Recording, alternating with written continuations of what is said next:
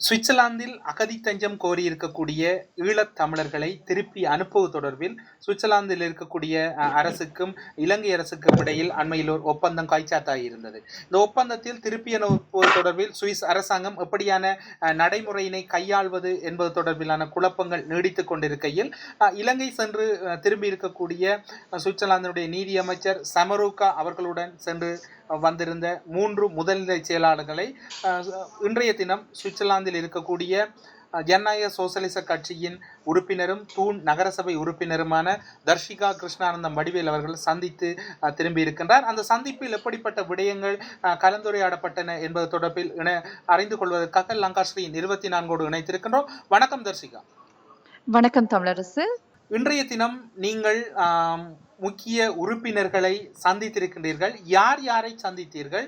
எப்படிப்பட்ட விடயங்களை அங்கு கதைத்தீர்கள்? நான் 3 சந்தித்தேன். அதில் முக்கியமானவர் Karl Lorenz, head of section state secretary of migration.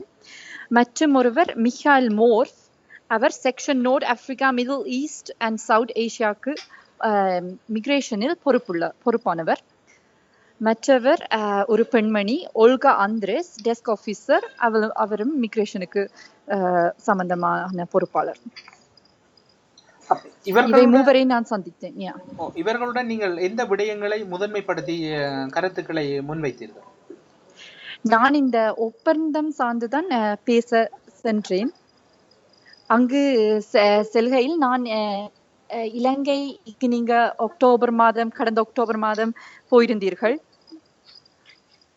அங்கு இன்னமும் மனித உரிமை மீறல்கள் நடந்து கொண்டிருக்கின்றன.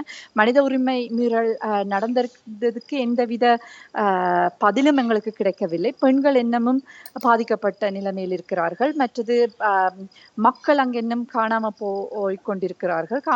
காணாம போனவர்கள் தொடர்பில் எந்தவித விடயமும் கிடைக்கவில்லை. அப்படி இருக்கும்போது எப்படி இந்த ஒப்பந்தம் சாத்தியப்படும் என்று நான் கேட்டிருந்தேன்.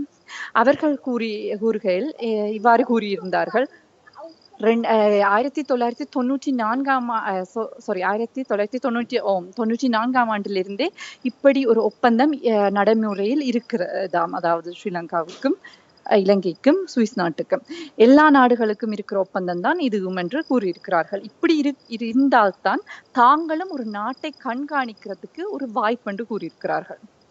ஆனா இந்த ஒப்பந்தம் மூலமாக இப்பொழுது சுவிஸில் அதாவது அசில் தஞ்சம் அடைஞ்சவர்களுக்கு எந்தவித பாதிப்பும் இல்லை என்று அதை அண்டர்லைன் பண்ணி கூறுகிறார்கள். திரும்பவும் இதை கூறியிருக்கிறார்கள். ஏனெனில் ஒவ்வொரு அசில் தஞ்ச கேஸையும் தாங்கள் இண்டிவிஜுவல், அதாவது தனிப்பட்ட முறையில் தான் தாங்கள் அதை பார்க்கிறார்கள். அவர்கள் உண்மையாகவே பாதிக்கப்பட்டவர்களாக இருந்தால் அவர்களுக்கு உடனடியாக அசில் தஞ்சம் கிடைக்கும் என்று கூறியிருக்கிறார்கள். ஸோ அவை என்ன செய்ய வேண்டும் என்றால் இந்த டேட்டுகள், அந்த உண்மையாவே அந்த பாதிக்கப்பட்ட அந்த நிலை இதை உண்மையாவே என்ன சொல்றது, ப்ரூஃப்களை எடுத்து அது அந்த உண்மையான விடயம் என்றால் தங்களுக்கு தோன்றினா அவர்களுக்கு அசில் தஞ்சம் கிடைக்கும் என்று அவர்கள் திரும்ப அதை எனக்கு சொன்னவர்கள். ஏனென்னா இந்த ஒப்பந்தத்துக்கும் ஒவ்வொருத்தருடைய அசில் தஞ்சம் அந்த நிலைமைக்கும் எந்தவித சம்பந்தம் இல்லையாமல். அதாவது நடைமுறை, அதாவது கைச்சாத்தாக இருக்கக்கூடிய ஒப்பந்தம் நடைமுறைப்படுத்தப்படுவதற்கான கால எல்லைகள் தொடர்பில் ஏதாவது கருத்துக்களை கூறினார்களா?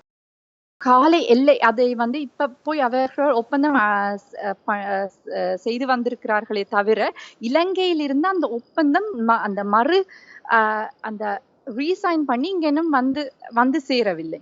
அப்படி வந்த பின்புதான் அது நடைமுறைக்கு வரும் என்று அவர் கூறினார்கள். அப்படி நடைமுறைக்கு வருகின்ற பட்சத்தில் அகதி தஞ்சம் உண்மையிலே நிராகரிக்கப்பட்ட ஒருவருக்கு எப்படியான நடைமுறையினை இவர்கள் முன்னெடுக்க இருக்கிறார்கள்? இப்போ நீங்கள் உதாரணத்துக்கு எஃப் ஹவுஸ் வைஸ் அல்லது என் ஹவுஸ் வைஸ் காரர்களை பார்த்துக்கொண்டோம். ஆனால் இப்ப அவர்களுக்கு இந்த ஒப்பந்தத்தை வைத்து அவர்களுடைய அசியூல் தஞ்ச நிலை மாறப்போவதில்லை என்று சொல்லியிருக்கிறார்கள்.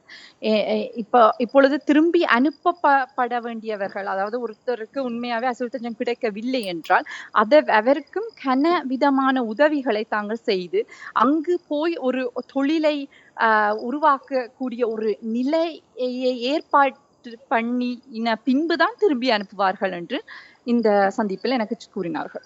இந்த விடயங்கள் தொடர்பில் நீங்கள் சமருக்கா அவர்களை, அதாவது சுவிஸினுடைய நீதி அமைச்சரை சந்திக்கவில்லை, அவரோடு இலங்கை சென்று திரும்பி இருக்கக்கூடிய அந்த வெளிவிவகாரங்களுக்கு பொறுப்பாக இருக்கக்கூடிய முக்கியஸ்தர்களையும் சந்தித்திருந்தீர்கள். இந்த விடயம் தொடர்பில் அவரிடம் ஏதாவது கருத்துக்களை நீங்கள் கூறும்படியாக கூறினீர்கள், அல்ல அவரை எதிர்காலத்தில் சந்திப்பதற்கு வாய்ப்பு இருக்கிறார்?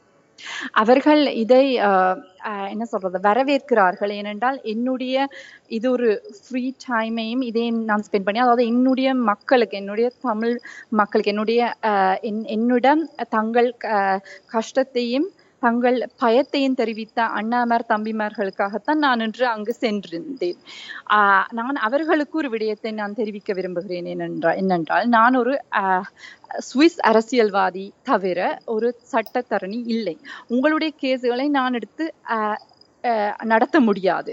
ஆனால் நீங்கள் என்னையும் ஒரு சகோதரியாக நினைத்துத்தான் உங்கள் கஷ்டத்தையும் நீங்கள் பட்ட இன்னல்களையும் துன்பத்தையும் எங்களுக்கு கூறுகிறீர்கள்.